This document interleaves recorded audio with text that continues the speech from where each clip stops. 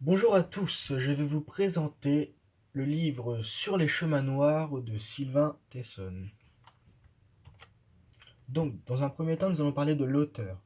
Après, la synopsis du livre, la carte de voyage, la problématique que je vais vous proposer. Dans un premier temps, nous allons parler en prenant le temps. Dans une seconde partie, nous allons parler de la marche à pied, le moyen le plus lent pour voyager. Et dans la troisième partie, nous allons parler de la chute du toit qui bouleverse sa vie. Après, je vais vous dire ma conclusion et mes impressions. Donc, Sylvain Tesson est né le 26 avril 1972. Il a 47 ans. Il est de nationalité française. C'est un voyageur, un écrivain voyageur et il fait des nouvelles. Il a obtenu plusieurs prix. Le prix de Goncourt de la Nouvelle en 2009, le prix Médicis Essai en 2011, le prix de Nice Baie des Anges en 2014. Et il a le prix de Ranaudot en 2019. Ses œuvres principales les plus connues sont Une vie à coucher dehors en 2009, Dans la forêt de Sibérie en 2011, Sur les chemins noirs en 2016 et La panthère des neiges en 2019. Donc la synopsis du livre. Ce qu'il faut savoir, c'est que l'histoire, c'est déjà une histoire vraie. Elle se passe à cause de la chute de Sylvain Tesson dans la nuit du 20 au 21 août 2014. Après son accident, il décide de traverser la France de la gare de Tendre, frontière italienne, à Aumainville-la-Rogue, le Hague. Comme le dit la page 17, il fallait à présent me montrer fidèle au serment de mes nuits de pitié. Concerté dans un lit, je m'étais dit à voix presque haute, si je m'en sors, je traverse la France à pied.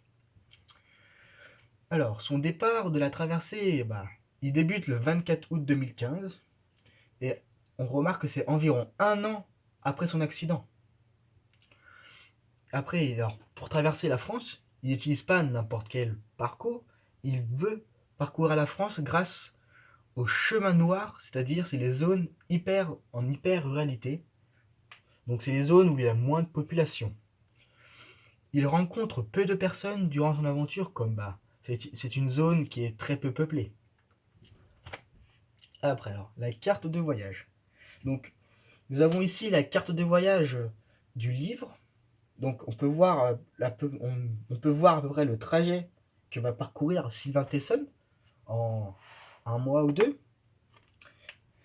Et là, on peut voir la France de nos jours avec le Sylvain, le trajet également en pointillé des chemins noirs. Donc, on peut voir qu'il va passer par les Cévennes, le Limousin, le Massif central, la Touraine et le Cotentin.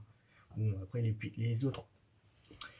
Donc ça c'est le trajet, et en tout ce trajet-là, il mesure 1132 km.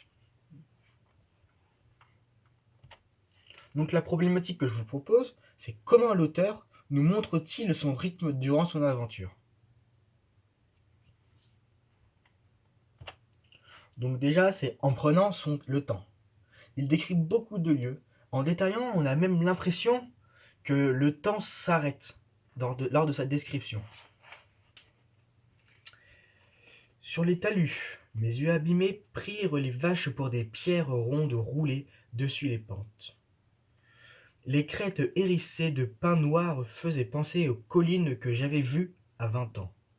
Donc quand il nous dit qu'il- que ses yeux abîmés à cause de la fatigue, on pense, il prit les vaches pour des pierres rondes. Donc ça nous indique que le temps en quelque sorte s'arrête devant ses yeux, que ça s'immobilise.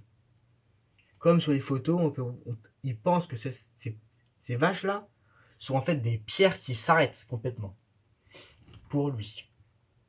Pour nous montrer que il faut bien prendre son temps et pas être pressé. Il faut bien regarder le visage et hop, attendre. Donc la marche à pied, le moyen le plus lent pour voyager. Donc déjà dans le premier, c'est-à-dire il prend son temps. Je trouvais une goulée de bêtes, piste modeste, la plus infime et la plus mystérieuse sur l'échelle de la nomenclature des chemins, les derniers recours du piéton. Les broussailles se renfermèrent et je gagnai à nouveau les galets de la rive. Au soir de cette journée, après 10 heures de marche en pleine canicule, j'avais parcouru que 12 kilomètres. Donc en 10 heures, il a parcouru seulement 12 kilomètres sur les 1132 kilomètres qu'il doit parcourir pour rejoindre sa destination finale.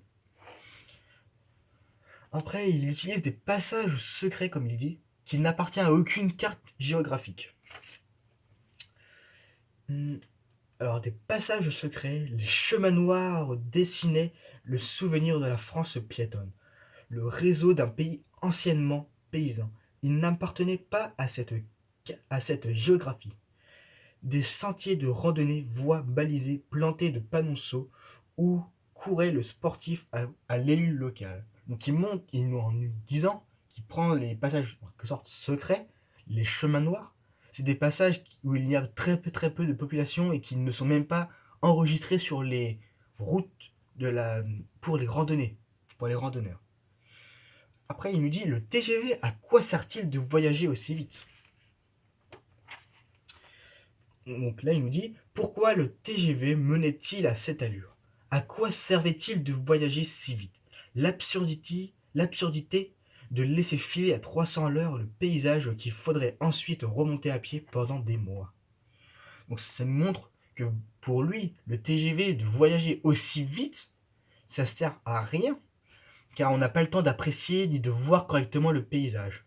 Donc pour lui, voyager, c'est de prendre son temps, le temps de bien observer tout le paysage dans les moindres détails, on va dire. Et de permettre de faire de quelques petites nouvelles rencontres. Un berger descendait d'une foulée plus hardie que la mienne. Il apparut noueux dans le visage avec l'allure d'un héros de Giono. Un homme d'ici. Moi, j'avais toujours eu l'air d'un mec d'ailleurs.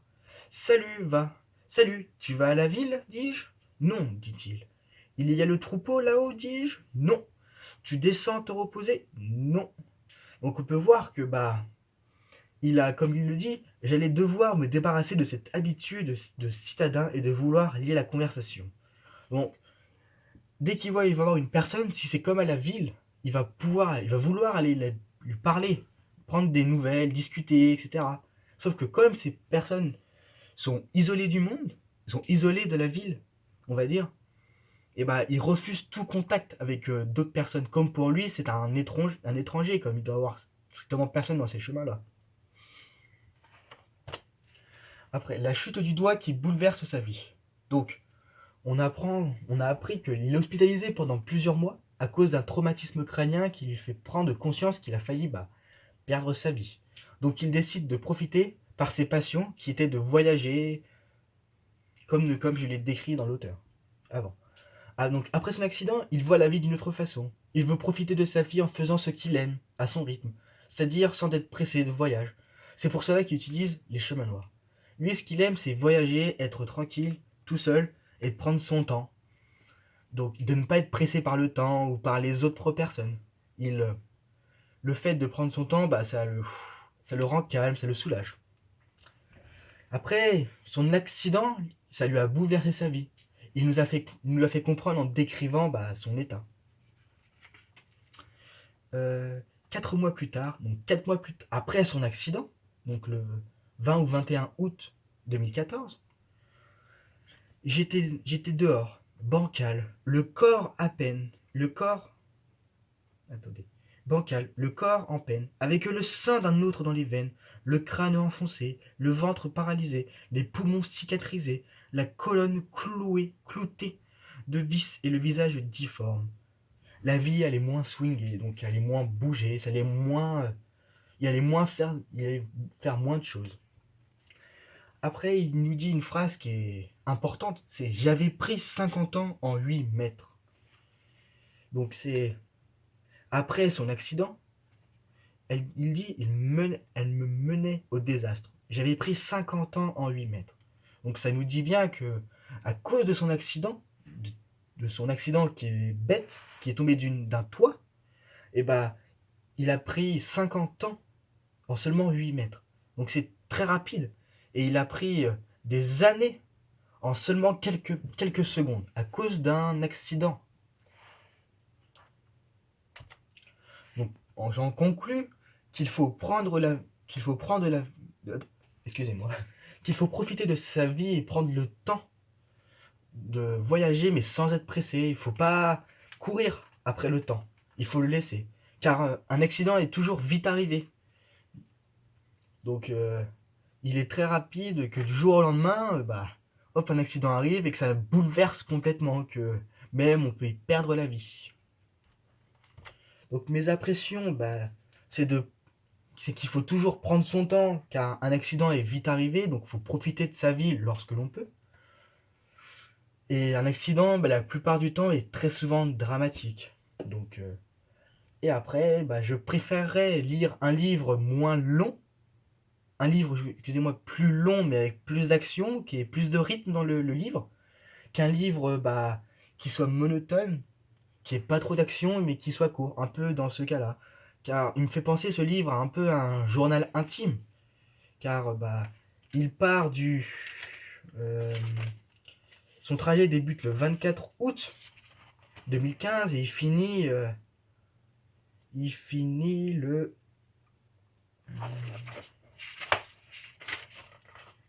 le 7 novembre. Donc ça fait pas mal de... Donc un trajet assez long. Donc merci de m'avoir écouté et bonne continuation.